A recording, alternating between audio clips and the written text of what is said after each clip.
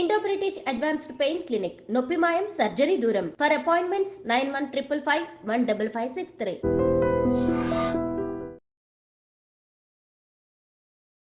నమస్తే, నేను Kavitha. Welcome to I dream. Formula E car racing కి సంబంధించి మాజీ మంత్రి, ప్రస్తుతం ఎమ్మెల్యే కేటీఆర్ మీద ఏసీబీ ఎఫ్ఐఆర్ నమోదు చేసింది. 4 సెక్షన్ల కింద యాంటీ కరప్షన్ యాక్ట్ కింద ఎఫ్ఐఆర్ లో A1 గా కేటీఆర్ పేరును పెట్టారు. మొత్తంగా 10 పేజీల ఎఫ్ఐఆర్ ని ఏసీబీ నమోదు చేసింది. కేటీఆర్ అరెస్ట్ ఖచ్చితమేనా? ఎప్పుడు జరుగుతుంది? అసలు ఆ సెక్షన్లు ఏం చెప్తున్నాయి? మనతో పాటుగా ఉన్నారు హైకోర్టు అడ్వకేట్ శ్రీకాంత్ చింతల గారు. హలో అండి శ్రీకాంత్ గారు. హలో కవిత గారు. సో ఇప్పుడు 4 సెక్షన్ల కింద కేసు నమోదు చేశారు. అందులో ప్రధానంగా 13(1A), 13(2) కనిపిస్తోంది. At the same time 409 and 120B. ఈ 4 సెక్షన్లు ఏం చెప్తున్నాయి?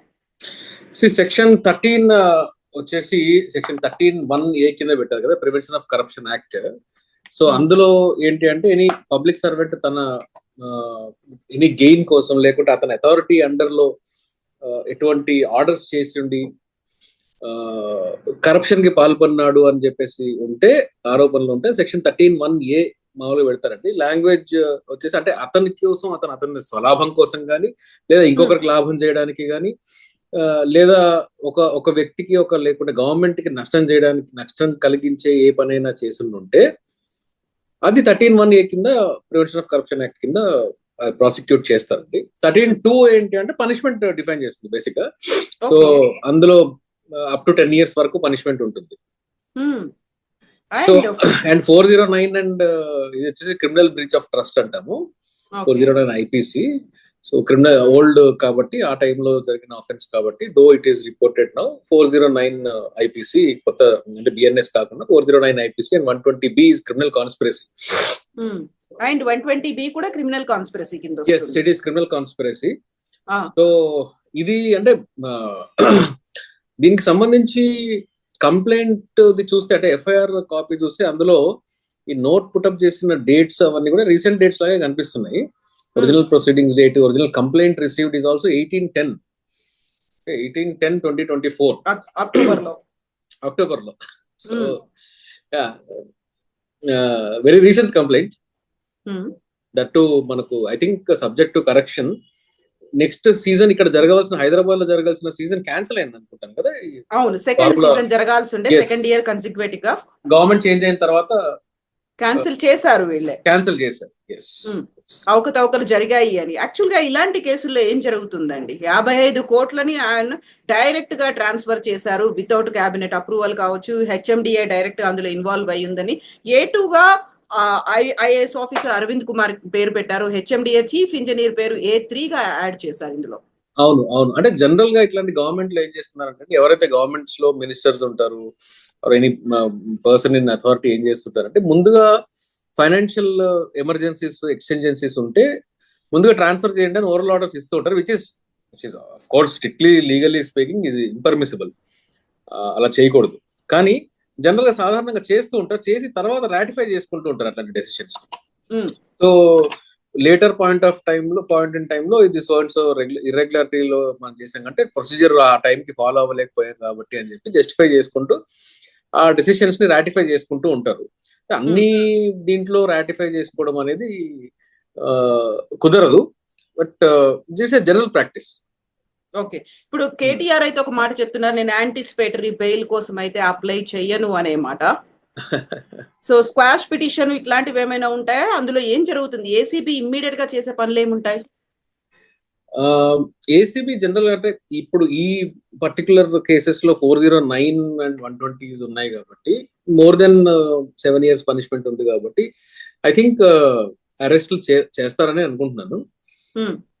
యాంటిసిపేటరీ బెయిల్ అప్లై చేయను అని మరి కేటీఆర్ గారు ఎటువంటి సందర్భంలో అన్నారో నాకు తెలియదు.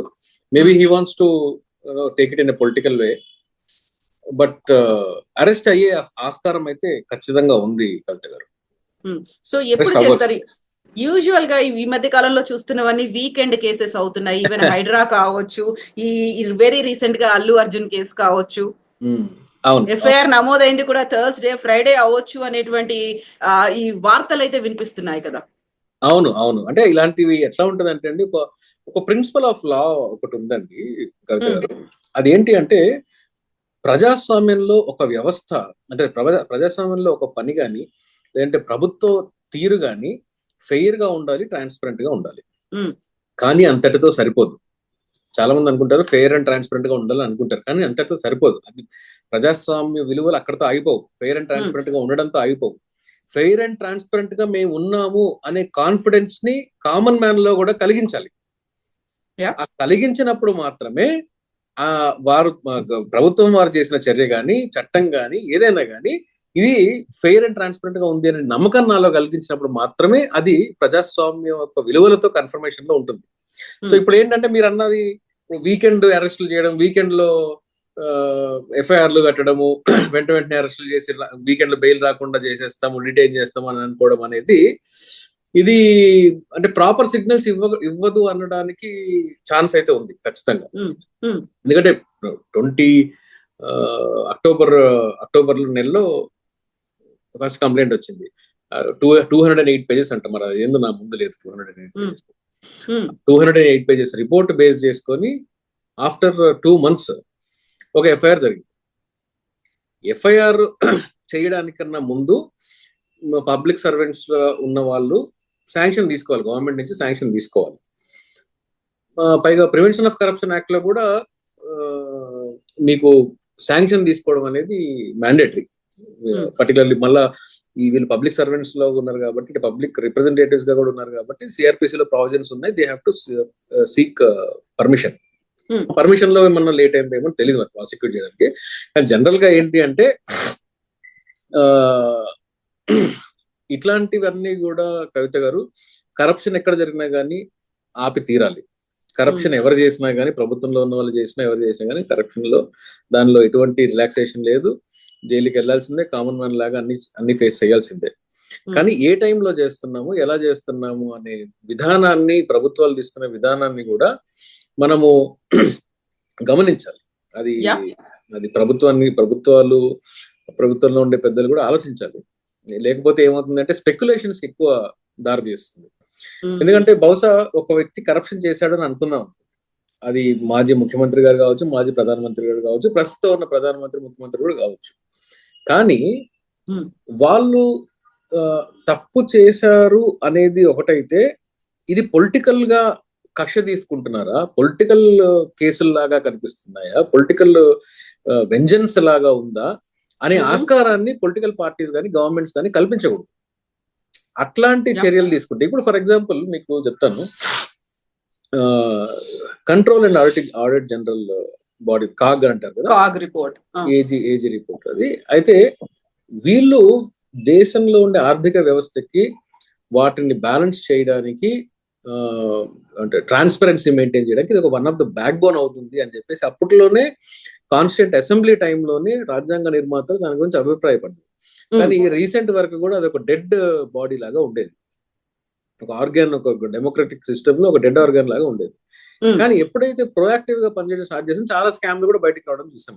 అవును, అంటే ఇండిపెండెంట్ బాడీస్ గా ఉండవలసిన ప్రభుత్వ ఎగ్జిక్యూటివ్, ప్రభుత్వ ఉద్యోగులు, వ్యవస్థలు కూడా ఇండిపెండెంట్ గా ఉండి, ప్రభుత్వంలో ఉన్న వాళ్ళు పెద్దలు తప్పు చేసినా కానీ వాళ్ళ గవర్నమెంట్ లో ఉన్న వాళ్ళ మీద కూడా వాళ్ళు చర్యలు తీసుకోవాలి. There are provisions, there are enough laws, ఆ చట్టాలు ఉన్నాయి. ప్రభుత్వం మారిన తర్వాత నేను గత ప్రభుత్వాలు చేసిన దాని మీద చర్యలు తీసుకుంటున్నాను అనేటప్పుడు ఖచ్చితంగా అందరూ కూడా ఇది వీకెండ్ ఎఫ్ఐఆర్ అని, వీకెండ్ అరెస్ట్ అని అనుకునే ఛాన్స్ అయితే ఖచ్చితంగా ఉంటుంది. ఎగ్జాక్ట్లీ, ఖచ్చితంగా ఉంటుంది. కానీ దానికి కాంట్రిబ్యూట్ చేసేది కూడా ఈ విధానం, వీళ్ళు అడాప్ట్ చేసుకునే విధానం మాత్రమే. కాకపోతే ఇలాంటి డౌట్లు వస్తాయి కాబట్టి పక్కాగా ప్రొసీజర్ ప్రకారం మేము ముందుకెళ్తున్నాము అన్నట్టుగా ప్రజాప్రతినిధి కాబట్టి గవర్నర్ దగ్గర నుంచి ఒక గ్రీన్ సిగ్నల్ కూడా తీసుకున్నారు. ఆ తర్వాతే కేబినెట్ నిర్ణయం తీసుకుంది, ఆ తర్వాత ఏసీబీకి అప్పగించారు. ఏసీబీ ఇప్పుడు ఎఫ్ఐఆర్. కరెక్ట్, గవర్నర్ నుంచి పర్మిషన్ తీసుకోవాలి. శాంక్షన్ లేనిదే ఈ కేసులో ప్రాసిక్యూట్ చేయడానికి వీల్లేదు. ఇన్ఫాక్ట్ ప్రాసిక్యూషన్ లెవెల్, ప్రిలిమినరీ ఎంక్వైరీకి శాంక్షన్ ఏం అక్కర్లేదు, ప్రాసిక్యూషన్ లెవెల్లో కావాలి. సో గవర్నర్ అసెంట్ తీసుకోవడం, గవర్నర్ శాంక్షన్ తీసుకోవడం అనేది మ్యాండేటరీ ప్రొసీజర్ కాబట్టి అది ఫాలో అయ్యి తీరాలి. And prevention of corruption act లో కూడా సెక్షన్ 17 ఒకటి ఉంటుంది. Even according to that also వీళ్ళు దే ఆర్ డ్యూటీ బౌండ్, ఏ లెవెల్ ఆఫీసర్ చేయాలి అనే దాని మీద ప్రొసీజర్ ఉంటుంది. ఆ ప్రొసీజరల్ ల్యాబ్స్ నాకు తెలిసి ఈ 2 నెలల గ్యాప్ కూడా వచ్చింది కాబట్టి ప్రిలిమినరీ రిపోర్ట్ నుంచి ఇప్పుడు దాకా, అక్టోబర్ నుంచి ఇప్పుడు దాకా ఐఎమ్ అజ్యూమింగ్ దట్ ప్రొసీజర్ కూడా ఫాలో అయ్యే ఉండుంటారు అని అనుకుంటున్నాను. ఎందుకంటే నేను మొత్తం ఇంకా డీటెయిల్డ్ గా చదవలేదు, ఆ 10 pages ఎఫ్ఐఆర్ ఏదో ఉంది. ప్రొసీజర్ ఫాలో అయ్యి ఉంటారని అనుకున్నాను. సో ప్రొసీజర్ ఫాలో అయ్యి ఉంటారు కాబట్టి మరి యాంటిసిపేటరీ బెయిల్ వేసుకున్నా, క్వాష్ పిటిషన్లు వేసుకున్నా ఇమీడియట్ రిలీఫ్ రాకుండా ఉండడానికి ఆస్కారం ఎక్కువ ఉండే ఛాన్స్ కనబడుతుంది. అయితే ఇప్పుడు యాంటిసిపేటరీ బెయిల్ కోసం నేను వెళ్ళను అన్నప్పుడు కూడా అక్కడ స్టేషన్ బెయిల్ కానీ లేకపోతే మనం మొన్న చూసినటువంటి ఇంటరిమ్ బెయిల్ కానీ ఇలాంటివి ఏమైనా ఉంటాయా? అంటే అనే వెరీ ఫన్నీ నోట్ అండి, నేను వాట్సాప్ లో బాగా సర్క్యులేట్ అవుతుంది. అదేంటి అంటే mister Allu Arjun got arrested in the afternoon. High court grants lunch motion in the afternoon. Evening he got arrested. Next day morning he was released in a quash petition. So justice works in India. From India lo న్యాయం పనిచేస్తుంది. It is just that you have to be rich అని, మీరు ధనవంతులు అయి ఉండాలి అంతే, అంతేగా న్యాయం మాత్రం పనిచేస్తుంది. న్యాయం సత్వర న్యాయం కూడా అందుతుంది ఇండియాలో, మీరు ధనవంతులుగా ఉండాలి దానికి అని చెప్పేసి ఒక సార్కాస్టిక్ గా ఒక వాట్సాప్ లో బాగా వైరల్ అవుతుంది మెసేజ్ చూస్తా. సో ఈ కేసులో మరి కేటీఆర్ గారు ఎలాంటి స్టెప్ తీసుకుంటారు, గవర్నమెంట్ దాన్ని ఎంత ఎఫెక్టివ్ గా అడ్డుకుంటుంది అనేది చూద్దాం. ప్రొసీజరల్ ల్యాబ్స్ నాకు ప్రైమ్ ఆఫీసే ప్రొసీజరల్ ల్యాబ్స్ కనిపించట్లేదు కాబట్టి కొంచెం టఫ్ కాల్ గా ఉండే ఛాన్సెస్ మాత్రం ఖచ్చితంగా ఉన్నాయి. అరెస్ట్ అవ్వడానికి కూడా ఛాన్సెస్ మాత్రం ఖచ్చితంగా ఉన్నాయి. సో ఇప్పుడు కేటీఆర్ కూడా అరెస్ట్ కోసం రెడీగా ఉన్నట్టుగా చెప్తున్నారు. హ్యాపీగా అరెస్ట్ అవుతారు, నేను లోపలికి వెళ్తాను, యోగా చేసుకుంటాను, ఫిట్ అండ్ ఫైన్ గా బయటకు వస్తాను, పాదయాత్రలు కూడా చేస్తాను అనే మాట. పర్లేదండి, అంటే జైలుకి వెళ్ళిన వాళ్ళు సీఎంలు అవుతున్న చరిత్ర మనకు సౌత్ ఇండియాలో బాగా ఈ మధ్య ట్రెండ్ అవుతుంది. జైలుకి వెళ్ళడం తర్వాత సీఎం అవడం. కేటీఆర్ గారికి కూడా అలాంటి ఆస్పిరేషన్ ఏమైనా ఉందేమో. సో ఇప్పుడు పెట్టినటువంటి ఈ 10 పేజీల ఎఫ్ఐఆర్ లో 4 సెక్షన్లు అంటే ఖచ్చితంగా వాటన్నిటిని ఒక పక్కాగానే ఫిక్స్ చేశారు, పక్కాగానే ఉన్నాయి కాబట్టి 7 నుంచి 10 ఏళ్ళు. అంటే ప్రివెన్షన్ ఆఫ్ కరప్షన్ లో 4 to 10 years ఉంటుందండి. ఐపీసీ 409 వాటిలో 10 years వరకు ఉంటుంది. కాబట్టి అంటే మాక్సిమం 10 years జైలు శిక్ష పడే ఛాన్స్, అంటే అన్ని ప్రొవిజన్స్ కలిపి కూడా maximum 10 years. 13(2) is also 10 years అనుకుంటారు. Subject to correction, it is 10 years. Okay, అయితే ఇక్కడ మాత్రం బీఆర్ఎస్ వైపు నుంచి కేటీఆర్ చెప్తున్నటువంటి ఒక మాట, ఇది ఒక ఫ్రేమ్డ్, ఒక ఫ్యాబ్రికేటెడ్ కేసుగా చెప్తున్నారు. ఒక అబద్ధపు కేసులో కక్షపూరితంగా ఇరికించేటువంటి కుట్ర జరుగుతోంది, ప్రయత్నం చేస్తున్నారు అనే మాట. అంటే నేను అదే చెప్తున్నా, గవర్నమెంట్ లో ప్రొసీజరల్ ల్యాబ్స్ లో అయ్యి ప్రొసీజర్ ఫాలో అవ్వకుండా ప్రొసీజర్ ఫాలో అవ్వకుండా ఫైనాన్షియల్ గ్రాంట్స్ చేయడం ఏం కొత్త ఏం కాదు. ఏం చేస్తారంటే సాధారణంగా తర్వాత దానికి కావాల్సిన అప్రూవల్స్ అన్ని చేసుకుంటూ ఉంటారు. అంటే ప్రభుత్వం మాదే కాబట్టి అన్ని చేసుకుంటూ ఉంటారు. అది తప్పు కూడా. ఐఎమ్ నాట్ ఎంకరేజింగ్ దట్, అది తప్పు కూడా. కాబట్టి వాళ్ళ ప్రభుత్వం ఉంటే ఇది బయటకు కూడా వచ్చేది కాదు, ఈ ప్రొసీజర్ ల్యాబ్స్ కూడా బయటకు వచ్చేది కాదు.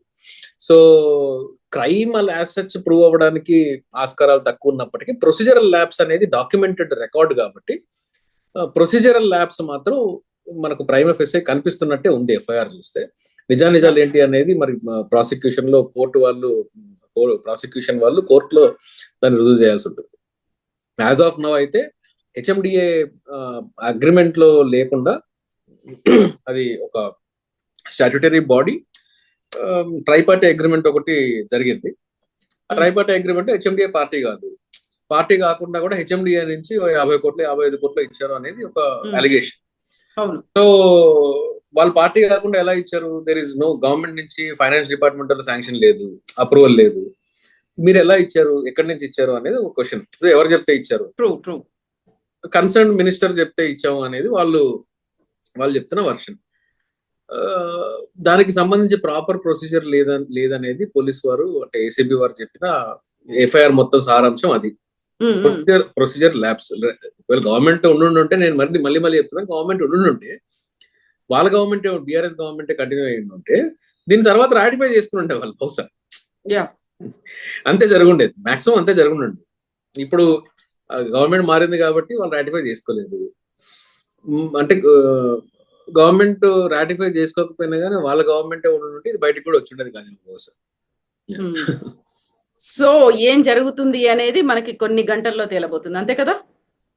మాక్సిమం ఏంటి అంటే ఇవాళ థర్స్డే కాబట్టి రేపు సాయంత్రానికి ఏమైనా అరెస్ట్ చేస్తారేమో నేను అనుకుంటున్నాను. అంటే జనరల్ గా వీళ్ళ బిహేవియర్ ట్రెండ్స్ మనకు తెలుసు కాబట్టి మోస్ట్ లైక్లీ రేపు సాయంత్రానికి ఏమైనా అరెస్ట్ చేస్తారేమో. అంటే రేపు సాయంత్రానికి స్టెప్ ఏమన్నా వేస్తారేమో అని చెప్పేసి అనుకుంటున్నాను. మరి అరెస్ట్ చేస్తారా లేదా అనేది ప్రతి కేసులో అరెస్ట్ అనేది మ్యాండేటరీ కాదండి. అది చాలా మంది ఏంటంటే కేటీఆర్ గారి మీద ఆరోపణలు ఉన్నాయి కదా, ఆయన అరెస్ట్ చేశారంటే అరెస్ట్ చేయడం అనేది మ్యాండేటరీ ఏం కాదు. అరెస్ట్ ఎప్పుడు చేయాలి? ఈవెన్ 7 ఏళ్ల కన్నా ఎక్కువ శిక్ష ఉండి 10 ఏళ్ల శిక్ష ఉన్న దాంట్లో కూడా కోర్టు ఒకవేళ లేదు అరెస్ట్ కి ప్రాపర్ గ్రౌండ్స్ ఏం లేదు, వెరీ మచ్ ఉన్నాడు, ఆయన ఉన్నారు ఇక్కడే, ఆయన బాండ్స్ పెడతారు, పర్సనల్ సెక్యూరిటీ ఇస్తారు, ఇండియా దాటి వెళ్లాల్సిన అవసరం లేదు, ఇలాంటి కండిషన్స్ ఇంపోజ్ చేసుకోవచ్చు. స్టేట్ దాటి వెళ్లాల్సిన అవసరం లేదండి. అరెస్ట్ అనేది మ్యాండేటరీ కాదు, అరెస్ట్ చేయొద్దు అని నేను చెప్పాను. ఏమంటానంటే అరెస్ట్ అనేది అన్ని వేళలా మ్యాండేటరీ కాదు. ఇప్పుడు ఆయన బయట ఉంటే ఎవిడెన్స్ ట్యాంపర్ చేస్తారు అంటే ప్రభుత్వం మరి వీళ్ళది ఉన్నప్పుడు, వేరే ప్రభుత్వం ఉన్నప్పుడు వాళ్ళు ఎలా ఎవిడెన్స్ ట్యాంపర్ చేస్తారు? జనరల్ గా ఏంటంటే పోలీస్ వాళ్ళు, ఏసీబీ వాళ్ళైనా ఎవరైనా ఏంటంటే వాళ్ళ గ్రౌండ్స్ ఏముంటాయంటే బెయిల్ నిరాకరించడానికి కూడా గ్రౌండ్స్ ఏముంటాయంటే ఈ వ్యక్తి బయట ఉంటే పారిపోతారు, లేదంటే విట్నెస్ ని ప్రలోభ పెడతారు, లేదా ఎవిడెన్స్ ట్యాంపర్ చేస్తారు. ఇలాంటివి స్టాండర్డ్ గా ఒక టెంప్లెట్ లాగా ప్రాసిక్యూషన్ వాళ్ళు వేస్తూ ఉంటారు. కానీ దాన్ని సబ్స్టాన్షియేట్ చేసుకోగలగాలి, ఎలాగా హౌ అనేది చేసుకోగలగాలి.